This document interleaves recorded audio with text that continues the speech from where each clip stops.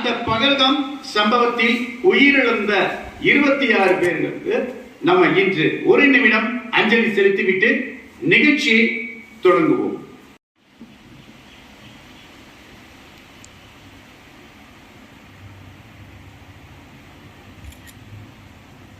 Abled Advocates Welfare Association held at Coimbatore Zone conference to the benefit of differently abled advocates and non-differently. The object of this 5th meeting to remove the difficulties faced, and this meeting will provide the necessary legal rights and liabilities and also the awareness.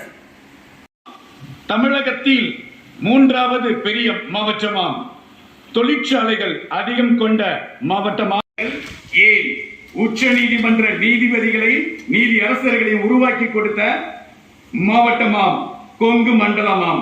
கூட்டம் இன்று இங்கு பெரும் மகிழ்ச்சியுடன் நடத்தப்படுகிறது. இந்த கலந்தாய்வு கூட்டத்தினுடைய நோக்கம், ஒரு மாநாடு ஒன்று நடத்தவிருக்கின்றோம். இந்த இனிய நிகழ்ச்சிக்கு முதற்கண் எனது பணிவான வணக்கத்தை தெரிவித்து, நாம் 4 கூட்டங்களை நடத்தியுள்ளோம். முதலாவதாக திருச்சியில் நடத்தினோம். நடக்கிறது. இதில் வாழ்த்துறை வழங்குவதற்காக நமது கோயம்புத்தூர் நீதிமன்றத்திலிருந்து பார் அசோசியேஷன் தலைவர் அருணாச்சல ஐயா அவர்களையும் பிரித்து பார்க்கக்கூடிய ஒரு மாநாடு நடத்த வேண்டும் என்பதற்காக இந்த 5வது கலந்தாய்வு கூட்டம் இந்த கோவையில் நடைபெறுகிறது.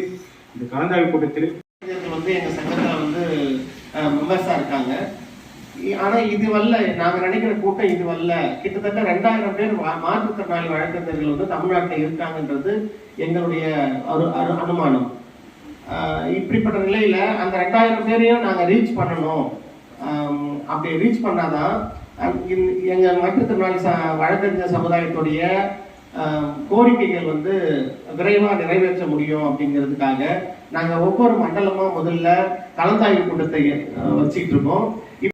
பாத்தீங்கன்னா நிறைய கோரிக்கைகள், அதாவது எல்லா நீதிமன்றங்கள்லயும் பாத்தீங்கன்னா மாற்றுத்திறனாளி இல்லை.